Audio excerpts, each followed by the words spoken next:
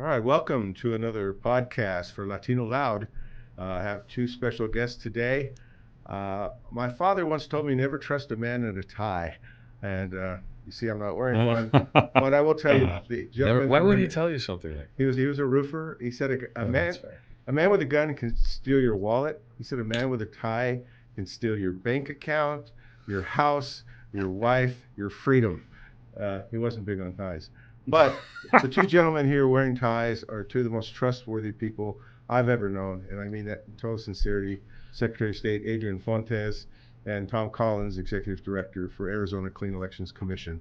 So today we're going to talk about all things elections, all things trustworthy with elections, because we do hear the naysayers and the doubters, and we're going to talk about how our elections truly are secure, how it is full of integrity, and how there's a lot of useful information, nonpartisan information, that you can go to on the web to get your questions answered. Latino Loud! Brought to you by Si Se Vota, Chicanos por la Causa Action Fund. Welcome to both of you. Thank you very much for having Thanks us. a lot. You two, I want to learn a little about both of your agencies and what you do. Because people are saying, what does Clean Elections do and what does Secretary of State's office do? So tell me about your job, about your life, and about your office. What do you guys do? So there's three main parts. First, thanks for having us. There's three main parts to the Arizona Secretary of State's office, two of which do not directly work on elections, right? The Business Services Division and then Library Archives and Public Records. So we won't talk a lot about that. But the Elections Department is run by the state election director, who is an appointee of mine. And we act sort of like a regulator for elections in Arizona. Arizona is a bottom-up state. And that means that most of the election activity is run by the 15 counties. They're the ones that do the ballots, get the poll workers together, furnish the polling sites with the equipment. They tabulate the ballots. They run the voter records and all that sort of stuff. We're like a commissioner in a professional sports league, right? Like I'm the commissioner. I tell all these 15 teams of election administrators, here's the rules that you need to run by, right? Here's the elections procedures manual. Here's what the statutes mean. And then I help them get resources, right? Here's some folks from the Department of Homeland Security to check on your security stuff, to make sure that your computer systems are good to go. And we do that's the posture. So I am the chief election officer for the state of Arizona, as an elected official, but as far as election administration goes, most of the hard work happens at the county level. Yeah, and you're talking about mostly the county recorder's office. County recorder's office and county election departments. So it's kind of like a two-headed monster in each of the 15 counties, yeah.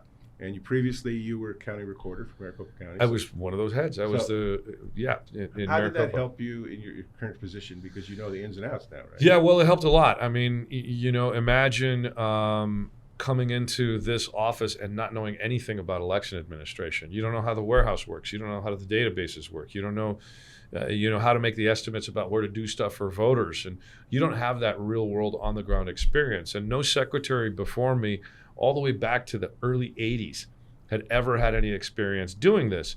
So the office and the election department had really been starved for resources and starved for advocates, right? A lot of the secretaries before me, because they didn't have this information and this experience, they really didn't know what questions to ask. And so there had always been this tension between the counties and the state about how elections should be run.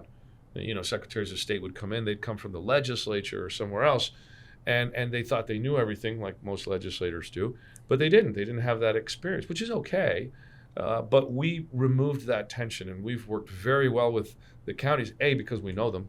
We've worked directly with them for years. And by we, I mean my administration and myself. And B, we know what questions to ask. We know what they have to do. We know what they do day to day. So to be able to be a resource for them is much, much more effective if you've got experience from them. Does that make sense? Oh, yeah. Yeah. Oh, yeah.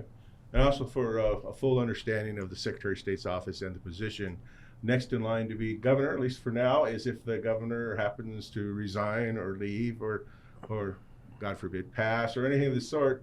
It's not unusual, or it has happened on several occasions, where the Secretary of State is next in line and does become governor. Or when the governor leaves the state, there's an acting role as well. Yes, when the governor does leave the state of Arizona, I get to be the acting governor, and I get to make fun proclamations and do cool stuff. Technically, I can do a lot more, But I'm not going to step on the governor's toes. There's no reason to. Most state government runs pretty well, so there's not a lot of reason to step in and kind of stir up the pot. Great. Tom, tell us a little bit about the history of clean elections. I think we need that foundation. Sure. And then where we are, what you do, and how is your job, especially different than, say, the Secretary of State's Sure. job when it comes to election? Sure. So Clean Elections is an agency the voters here in Arizona created by initiative in 1998.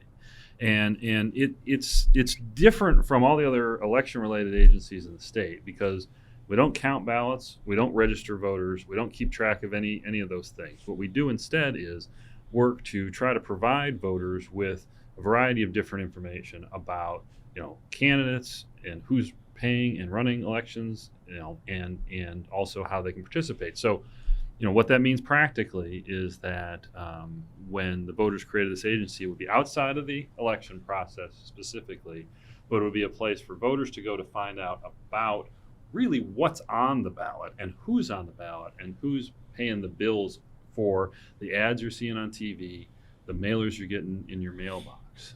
And so we have both a voter education role and this regulatory role where, if you don't tell people who's paying for the materials, we get to, we have a role to try to get that information.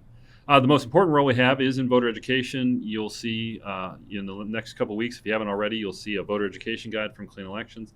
That's going to have all your statewide and legislative candidates for your district, and then that information and more local information is available on our website. You're also going to get a pamphlet from the Secretary of State's office with ballot propositions, which I'm sure we'll touch on, these are two critical documents.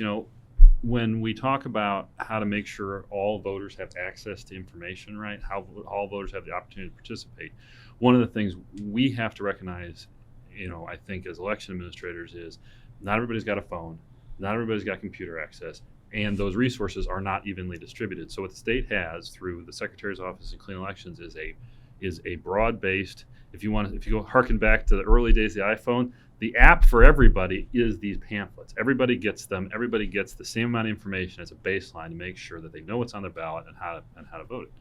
And then the other thing we do is we host debates. We sponsor debates. And the idea of the debates is that candidates are increasingly hard to access. There's not the media we had 20 years ago doesn't exist any longer in any substantial way. That was a media that Joe and I worked on together, and it's that's changed. But what hasn't changed is the desire on the part of voters to know not only where the candidates stand on issues, but also how they are, how they interact, what do they like, and how do they and how do I get my questions answered? So we've built a debate program that runs from all the way from U.S. Senate down to legislative races and, in fact, local mayor's elections. That looks at, both we look at voter polling data to put those questions together, and then we take questions directly from voters, and those all get funneled through. So the goal there, the whole program is to put voters and the information they need at the center of a program that's different from, actually the nuts and bolts of getting their vote counted. And I think Arizona's voters are unique in the resources that Arizona spends on this. A lot of people don't realize that. Not every state has a commission like the Clean Elections Commission that is a voter-created agency specifically designed to get information out to voters that they need and they want. That's unique in Arizona. But I think a lot of Arizonans don't realize we were the first state to have online voter registration, right? We're one of the vanguards when it comes to no excuse absentee early voting and what used to be called the permanent early vote list. Like, Arizona has innovated year in and year out on making it not only easier for folks to actually vote, but a lot easier for folks to get the information they need to make informed decisions. We hear all the time, well, I don't know who to vote for. I don't know where to, get, this stuff going. Well, if you're registered in Arizona, my office is going to send you a publicity pamphlet, and it's going to talk all about the initiatives, and there will be arguments published in there. You can learn a lot from that. His office is going to send you a similar type of document that you can get by email if you don't want to, spend the money on that. That you can see a whole bunch of information about candidates. So, as a state, including our agencies and elected offices, we do a lot to help educate voters. And I'm glad you guys are doing what you're doing here to help folks understand that these resources are out there. Yeah, those booklets, really pamphlets, don't do it justice because they're pretty thick with great information. It's very helpful, especially when you vote by mail, because if you're voting at home, you can take your time, you can get to know the candidates, the issues, you can take your time, you can refer to it. So you can really truly be an informed voter very quickly and in a nonpartisan way. So it separates the fact from the noise, if you will. One of the things that I think is important to you just said, Joe, is about the nonpartisanship. Despite the fact that at the county level and at the state level, elected officials like Secretary Fontes represent parties, the fact is that election administrators in the state, and especially elected ones, historically have been among the most nonpartisan actors in this process. That's why the innovations that Secretary Fontes mentioned have been successful, because Republicans and Democrats have been willing to put aside some partisan squabble to say, okay, what works here? Our commission, similarly, is appointed by the governor and the treasurer, but those members have to, in our current membership, which is our great folks, but they have to be of a certain party, right? The limits can't be one party dominating, have to have representation from around the state, and have to have a period of time where they haven't been involved in politics at all. So, so the both the norms and in terms of commissions, the structure of our efforts here in Arizona to make sure voters have what they need all have this nonpartisanship at the center of them that has stood the test of time. Yeah, I'm glad you brought that up. The election workers that we've had in Arizona and also across the country, I think they've just demonstrated in the last midterm election, the last presidential election, of a very nonpartisan view of democracy and voting, a very sacred thing. I think we've seen that. And tell me if I'm crazy or on conspiracies. You don't have to tell me. Actually, the voices in my head tell me this. But is that endangered now with perhaps those who think the last elections were stolen, and perhaps those that are inserting people into those positions of election authority, and people who have been intimidated, who previously worked many elections, no longer want to do it because they feel like they've been harassed, intimidated, and threatened, and they're bowing out, opening the door for those who may want to muck up the works, if you will. Is that is danger, or am I just being crazy? So there's three groups of folks that you're talking about here. Okay, the first group of folks are and by the way, they're all nonpartisan. They're all citizens. They're all friends and neighbors and family members of ours. These are just regular people who want to do these jobs. Election workers, okay. Either working in the offices directly, or they're hired on for a temporary period of time, or whatever. Whether they're at a vote center, at a warehouse, working in a state office, just we'll put everybody in the same soup. But they come in three categories. The first category are these folks who had been doing this for a very, very long time. And it's not all of them that had been doing it for a long time, just that one group. And they suffered and have suffered slings and arrows. They've suffered personal insults. Some of them have been threatened directly, had their family directly threatened, have been yelled at. We have one colleague in that group who got dogs poisoned, like their pets were poisoned. Nothing to do with Haitian immigrants, right? No. Okay, This was in Yavapai County. It wasn't in Ohio. Okay. And so a lot of these folks started out in this business, and it just wasn't what they asked for, right? And it was so different and so unusual from the experience that they wanted to have in their profession that they've decided for one reason or another to leave. And it's too bad, because they took a lot of experience with them. Then there's a second group that was in it just as long as these other folks, as the first group, right? And that second group, the only difference between the first group and the second group is the second group decided they're going to hang around. They know how important this work is. They're going to stick around. And they have found ways to deal with, because they haven't suffered less threats. They just found different ways to deal with it. Maybe support networks, maybe some other reason, but they've stuck with it. Then we have a new group that's come in over the last couple of years. These are folks that did not have anything to do with elections. They're coming in wide-eyed. They know exactly what they're getting into, and they know that the work is so important that they will nonetheless suffer these threats. They will nonetheless have the possibility of this nonsense happening to them, because they know how incredibly important this work is to our country and to our democracy and to all of our voters. And so there's a bunch of different people that react to these sorts of things and have reacted to this environment in different ways. And everybody is entitled, right? It's a free country.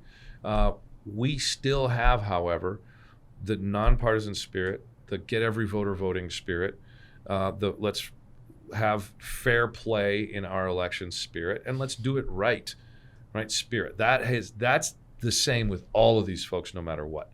And that continues to be the case, not just here in Arizona, but across the United States of America, as best as I can tell in the travels that I've done.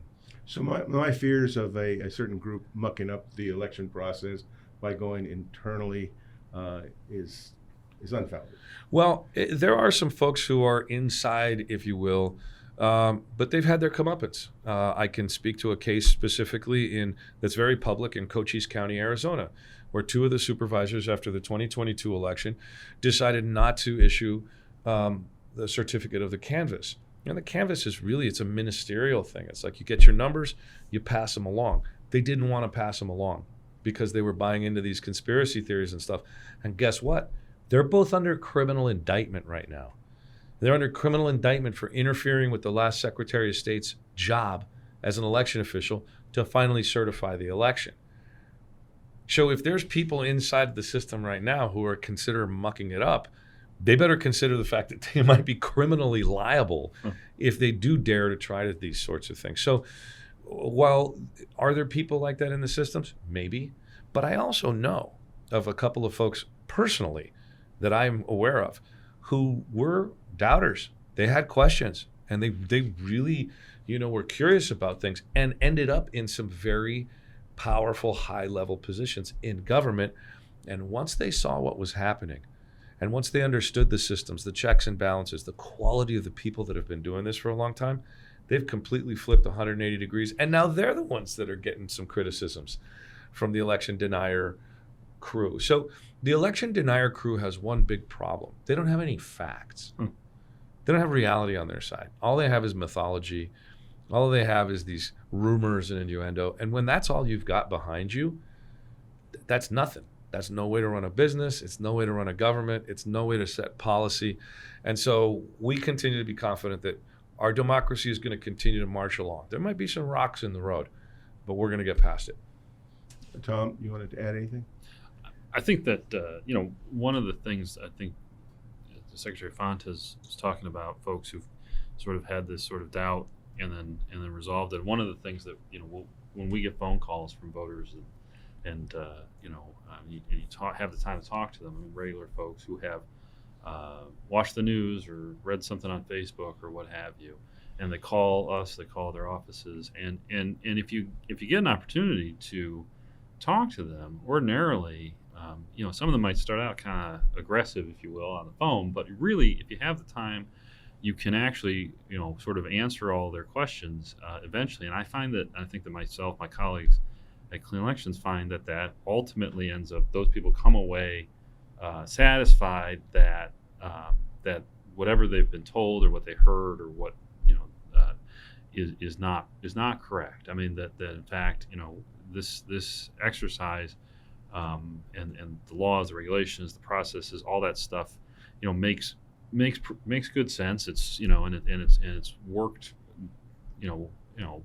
for 200 years, 250 years almost. So I think that Secretary Fontes is exactly right, that the more you can sort of provide folks who are wobbling on that an opportunity to have more information in a context that's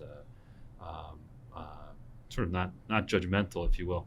But I do think that folks all over the state who are on Facebook and social media in particular are always going to hear stuff that's made up, flat out wrong, insinuations, all this stuff. And so I think what I would encourage them to do is go to the Secretary's website, go to our website, call the Secretary's office, the county, any of those places. There's people there who are literally there just to answer those questions when they come in, and they want to answer them. So rather than being, you see something that doesn't seem quite right, there is a place to call or look, and there's people waiting there for that call. Yep.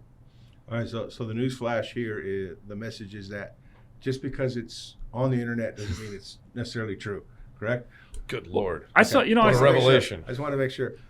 But I do want to point out the transparency that takes place.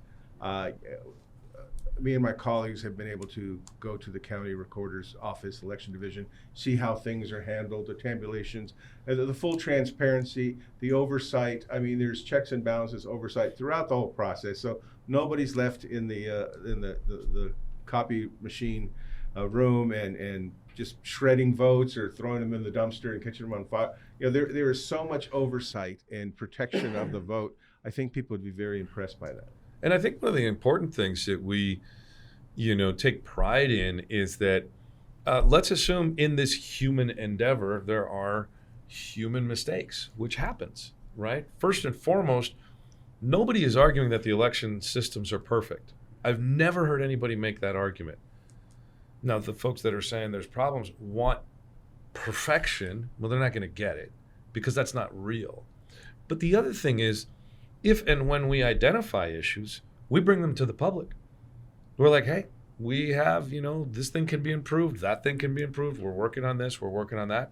And when it comes to transparency, I've been a big champion of that. When I was at Maricopa County, as you mentioned, we created this ballot tracking system where you can get a text message or an email when your ballot's coming to you in the mail and when it arrives back at the election department. That's important. And then when I went down to be the chief deputy recorder in Tucson, in Pima County, after I lost my reelection bid here in Maricopa, we took that program down there. It's in place for those voters. And now at the Secretary of State's office, we've got the same program for the other 13 counties in Arizona. So right now, using ballot tracks, you can, if you're an Arizona voter and you've gotten the vote by mail list, you get text messages when your ballot's being prepared, when your ballot has been mailed to you, when it's been returned. This is transparency at its finest, right? Telling voters, here's what's happening in the process with your ballot step by step. And by the way, these are all automatically generated, right? So every county they scan the ballots out, they scan the ballots in. It's part of the whole security profile that we have that folks should have confidence in. And that's the open door policy attitude that we like to keep.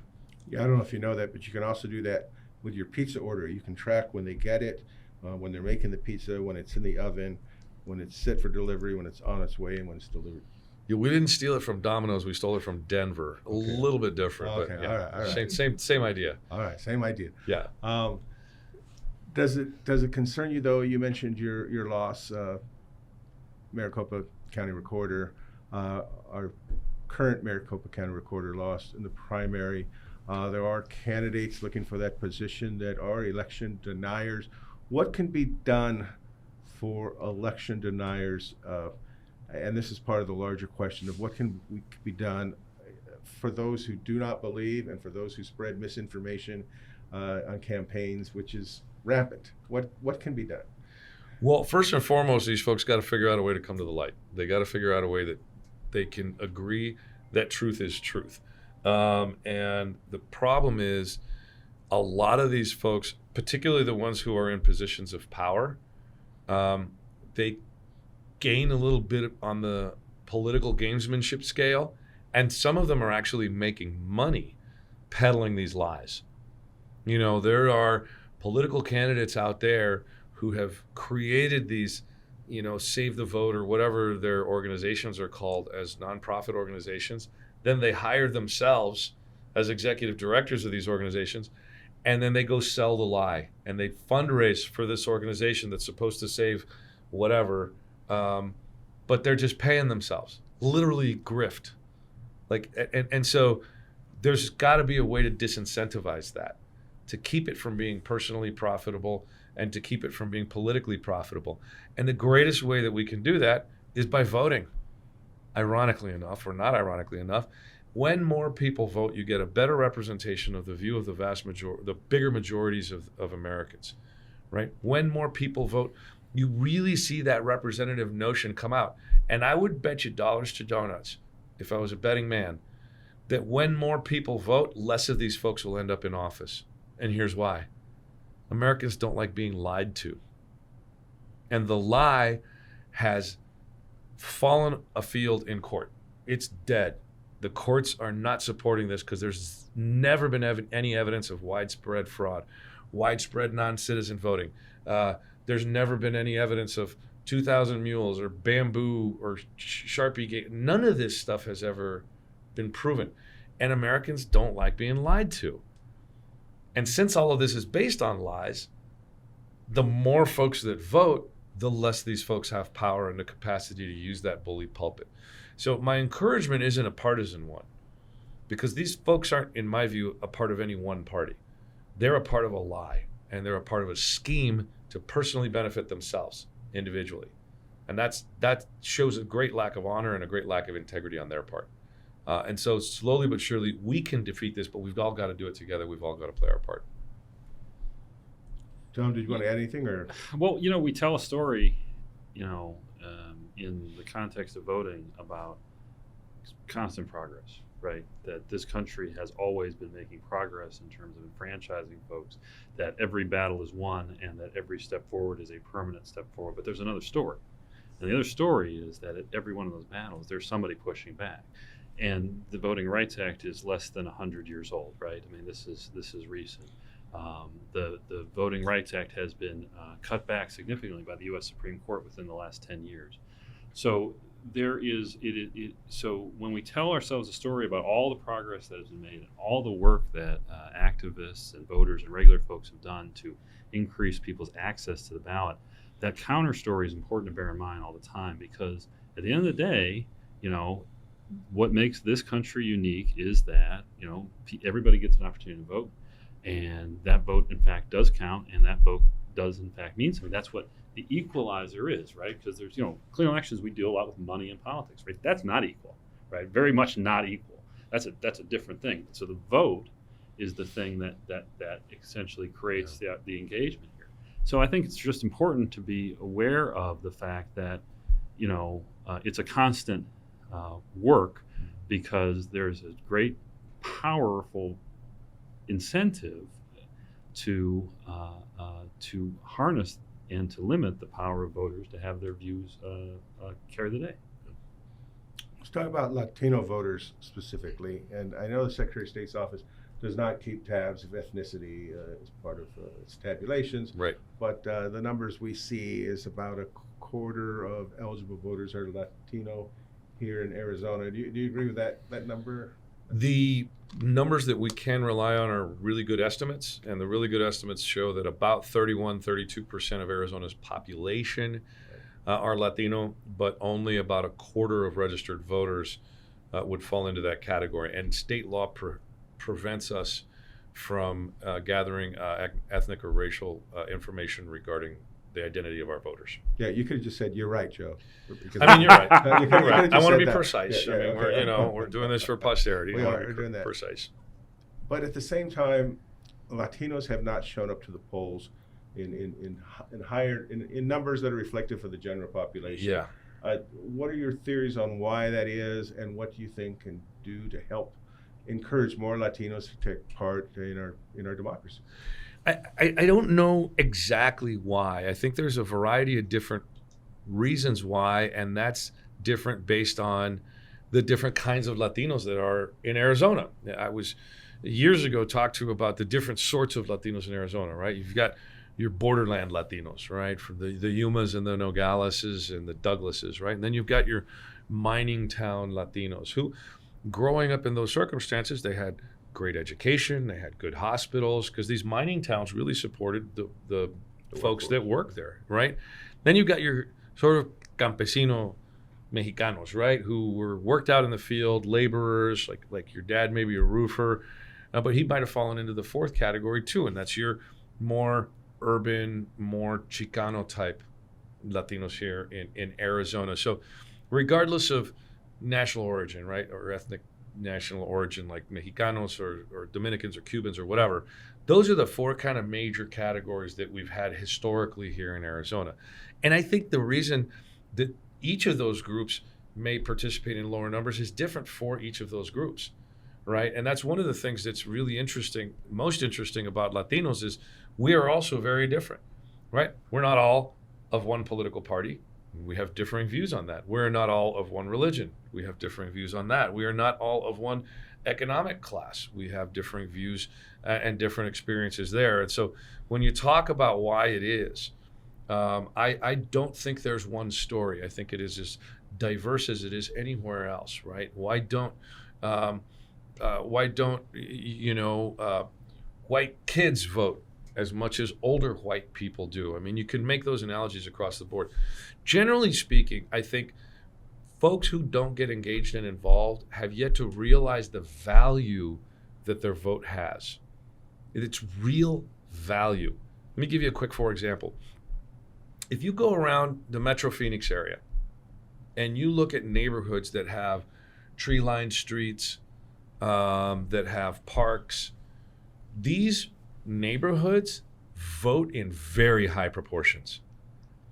And they vote in very high proportions because those folks understand the value of their vote. And the city will reflect that back onto them. They'll get nice parks. They'll get street because the politicians know, hey, those folks in that neighborhood are going to vote. So they're going to pay attention to those folks.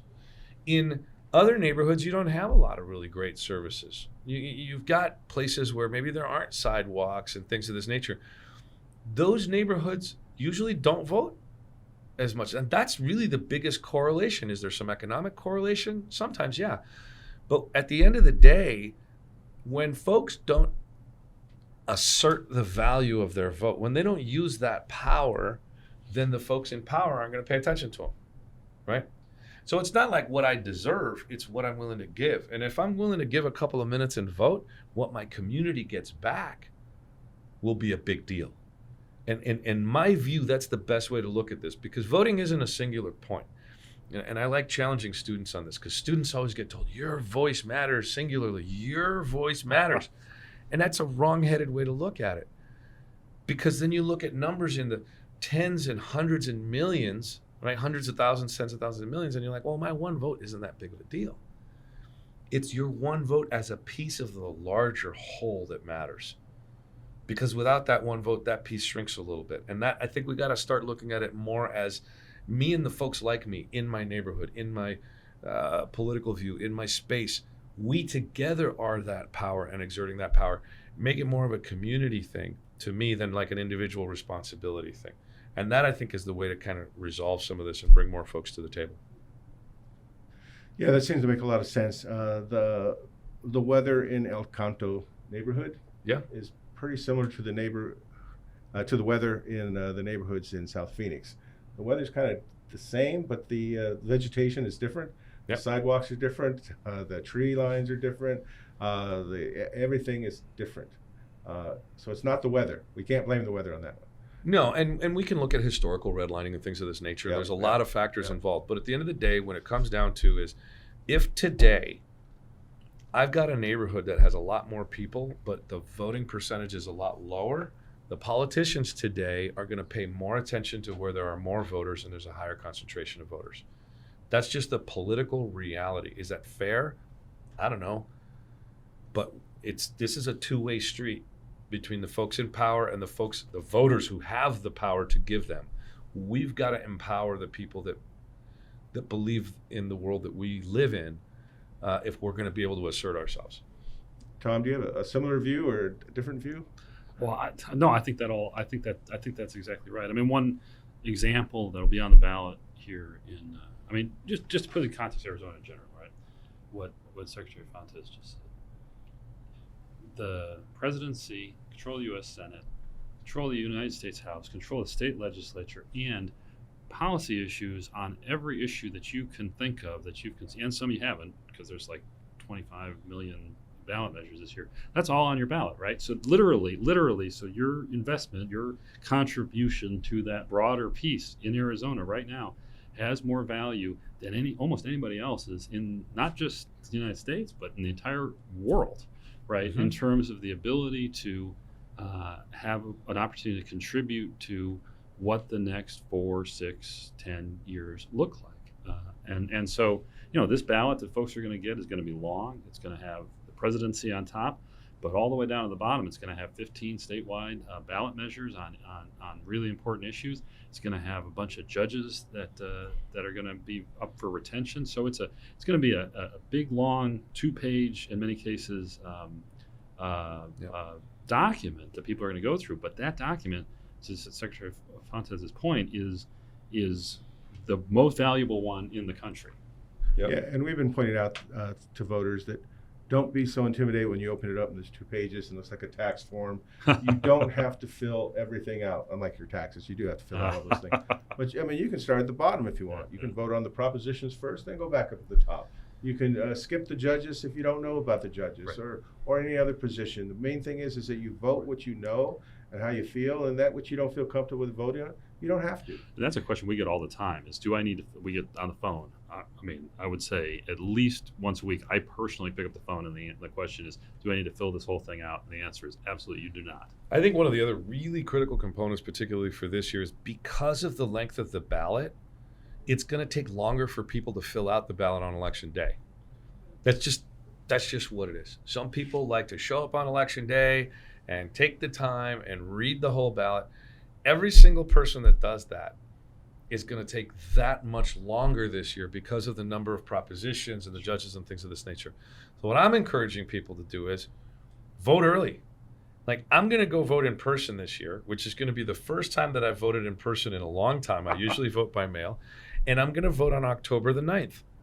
Because on October the 9th in Maricopa County, there will be at least 4, maybe 5 different places where you can go vote early. You got to take the right ID, and for that you can go to azsos.gov or to the Clean Elections Commission website and find out what that ID is. But I'm going to vote early for a couple of different reasons. First and foremost, I want to lead by example. I want folks to understand that they can have a lot of this stuff researched, figured out, and then they don't have to worry about it anymore. They don't have to have that pendiente hanging over their head, right? This is what I'm thinking. No. Vote early, save yourself the headache, and again, you don't have control over what all these other voters are going to do on election day. Do you actually want to be like possibly standing in a long line because the ballot is so long? We can avoid that in Arizona completely. So my message is 2 words long. Vote early. And I'll repeat it because it's worth repeating. Vote early. You can do it by mail. You can do it in person. In Maricopa County, you can do it in any of the vote centers across the entire county. And by the way, vote centers, while my administration brought it to Maricopa County when I was the county recorder, Yavapai County, Arizona, one of the reddest counties in the state, was the first one to implement vote centers in 2012 because it was easier for their voters. And it works. It works great. So, you know, we have all these innovations, all these great elections officials across the entire state. But as to the voters, I would say vote early, avoid all of the other stuff. And by the way, one other point about voting early. This is my favorite one. What's the most annoying thing for voters during election time outside of the TV commercials? It's this. Hey, have you voted? Hey, have you voted yet? If you vote early, you can block the knock. You can keep them from knocking on your door all the time because the political parties, the campaigns, the issues, they get a list of the people who've already voted. And they compare that against the list of people who they want to vote for their stuff. They'll take you off the list. And now they'll stop knocking on your door. They should stop mailing you stuff. They should stop calling you and texting you, right? So voting early, in my view, is the best way to handle elections as a voter. Make a plan, vote early, get it out of the way, and then you can turn everything off and go to your Spotify playlist and knock your socks off for a month. Yeah, and voting by mail is one way of voting early, and you can use the pamphlet. You can take your time, so forth. But you can also take, if you do go to the polls, you can also take a sample ballot on the issues, what you were going to vote for. So you can go through it rather quickly. You're not looking at it for the first time. And the sample ballot comes out any day now, right? The sample ballots should be hitting mailboxes real soon. Yeah. So you do have time to look at that, fill it out. So here's how you want to do. I don't know what the at one time it was. I think it was just kind of a, Christmas Day is on December 25th, right. and that's how we look at voting. It was on the first Tuesday of November. You know what's interesting about that? We used to ride in buggies and horses too. But now we have cars. And we used to get from New York to London. The only way to do it was on a boat. But now we have airplanes. and now we have voting by mail, and it's so much easier and it's so much better. And so to me, I get that there are people who have this sort of sentimental view about going and voting in person. You know, they send you the sticker in the mail now in Maricopa County. People love that. You get your sticker in the mail. I voted sticker. I voted sticker, and now you don't have to deal with all of the rest of this stuff. It's much more convenient. We used to grow our own vegetables. We don't do that anymore. So I'm encouraging people, avoid election day. Vote if you need to on that day, of course, and if that's your choice, that's your choice. But I'm encouraging everybody, vote early, get it out of the way. That is the single best way, and it not only helps you, and it not only helps stop all this other nonsense, but it helps the election administrators as well. They get most of those ballots in early, man. They're knocking your socks off. Right. We get a better idea of who won on election night that way as well. And you don't have to worry about any voter intimidation, somebody with an AR-15 walking around in camis, kind of freaking you out. It's not something you see all the time. And the vote, I voted sticker is great, but if you vote all the time, you actually can get a tattoo. Really? That says I voted. You don't even have to wait for your sticker. Can you? They'll give you that? Yeah. I'll bet. Does the county pay for that? Not yet. Not yet. But we hope they do. This is an exciting time, and I think that's the message I want, and we want everyone to get, is that voting it's a right, it's a duty, but it's also something that is like ultra cool. I mean, it is not filling out your taxes. You are having a voice in those decision makers. You are having a voice, and that's what we say is that your voice is your vote. Latino loud. We have a lot to say. So we're at the point now with the maturation process, because Latinos are a young population. Median age is about 26. Of course. That we're a young population, and through the maturation process, every election cycle, more and more Latinos are eligible to vote. And we're at that point where almost like you cannot win an election without the Latino vote, if Latinos vote. Well, I tell I have 3 teenage daughters, and what I tell them is, if the person you're thinking about going out with isn't either registered to vote or talking about getting registered to vote, don't date them, because they're not worth it. It's a red flag. It is a total red flag. This is someone who, if they're eligible, this is someone who has decided that, that's not worth it. They've decided to push something very important aside.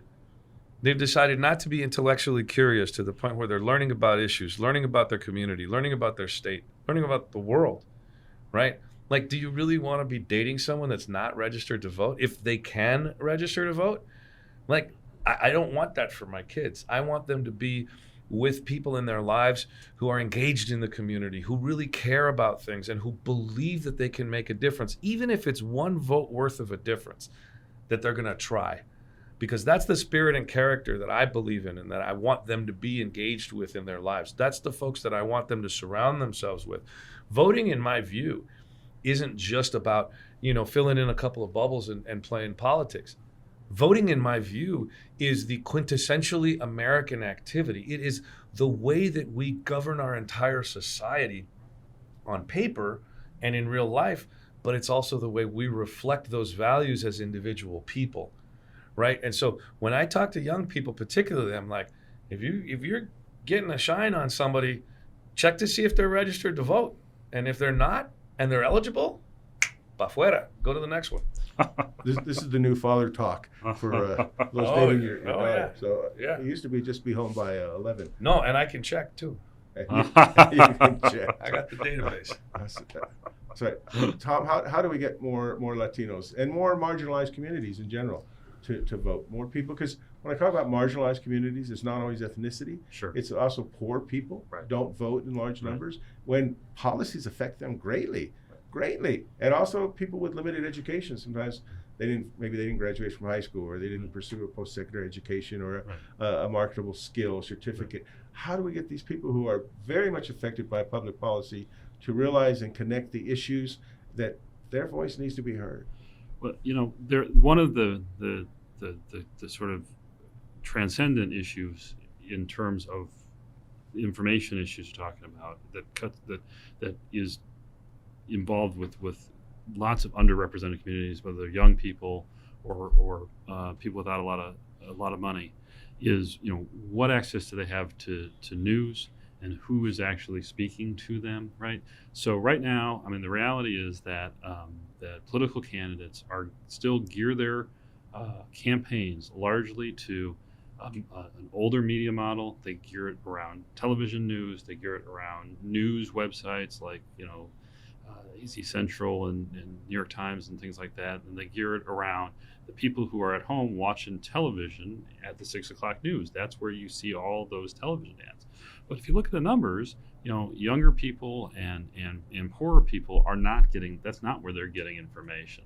So part of what our obligation to do is, as an agency that's trying to inform folks, is to try to find voters where they are and provide access to them through social media and some of the other ways we can do that to sort of start to bring that cohort into the sort of democratic, small d conversation. I mean, that's really the gap, I think, that cuts across all the issues you're talking about. Is those folks are here, the political system is speaking to a group over here. At clean elections, no, I'm not saying we have the solution to this, but we are trying to work on different solutions to reach that group. I'll give you an example that's going to sound kind of pie in the sky, but we have a colleague named Avery Zola, who is our voter education manager, and Avery has written a comic book on civics. It's called Captain Activate, and he fights Dr. Apathy. And the idea behind this is that this is something that is geared towards any kid can read it. It's something that reaches out to a group of folks who are more in that Instagram, TikTok world where fandom, right, comic books, all that stuff is built into the culture of young people across different demographics.